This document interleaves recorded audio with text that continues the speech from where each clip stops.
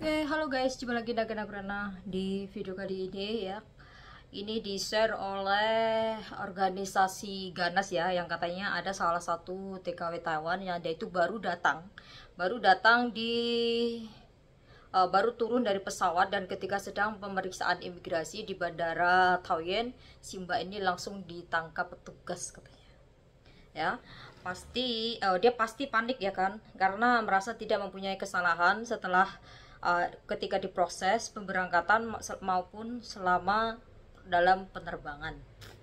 Nah, setelah beberapa jam pemeriksaan ternyata baru tahu masalahnya yang sebenarnya tidak dia lakukan. Ya, karena beberapa tahun yang lalu dia itu ada pernah bekerja di Taiwan dan berniat cuti karena ingin menikah. Tapi kemudian entah kenapa si mbaknya ini menghubungi majikannya kalau dia itu enggak melanjutkan kerjanya. Nah, dari sini si majikan ini marah dan merasa tertipu, sehingga dia itu melaporkan polisi atas tindakan pencurian. Dari hal tersebut, kasus catatan tersebut bisa ada di imigrasi dan kepolisian Taiwan hingga saat ini ya kan.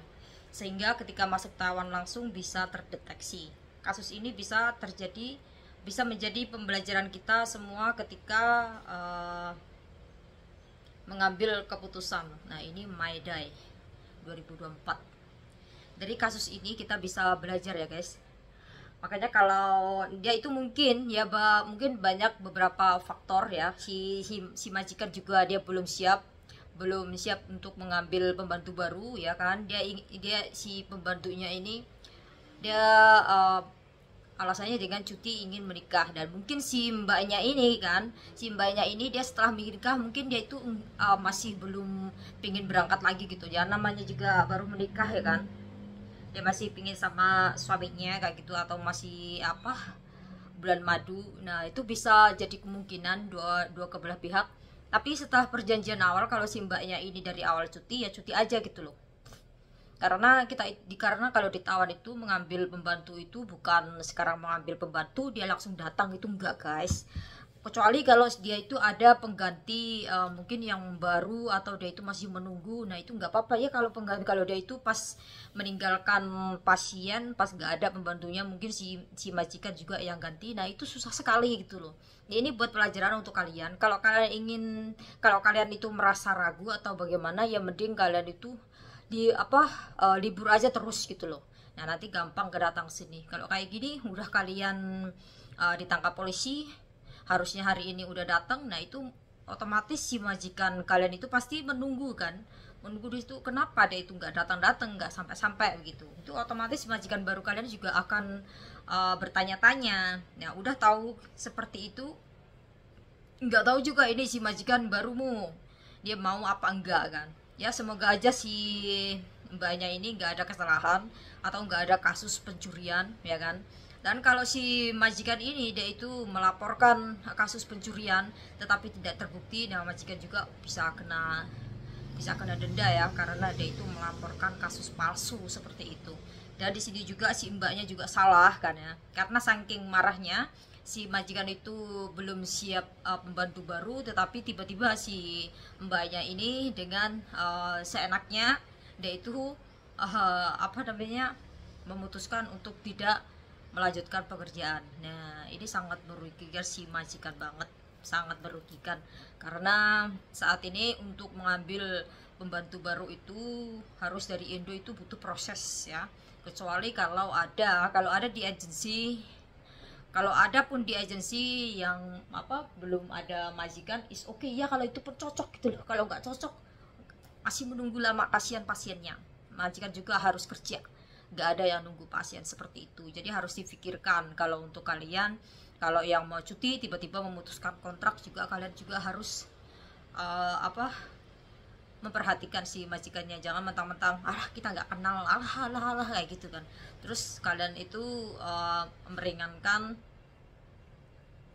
perihal urusan orang lain, sedangkan kalian yang penting aku udah pulang lah, udah nggak niatnya nggak berangkat lagi, tapi ternyata pas di rumah udah nggak ada apa-apa, nggak ada duit, akhirnya berangkat lagi. Nah, di sini kalian pas ketangkep panik kan ya, panik lah, gimana nggak, baru datang turun dari pesawat kalian langsung ditangkap polisi, panik banget. Apalagi di sini yang udah bertahun-tahun ketemu polisi aja masih dak-dik-duk-der kayak gitu. Apalagi ini baru turun dari pesawat ya, pemeriksaan masih di bandara tiba-tiba ketangkep dan dilihat banyak orang, malu banget. Makanya di sini kita bisa mengambil pelajaran untuk teman-teman yang kalau yang mau cuti difikirkan baik-baik.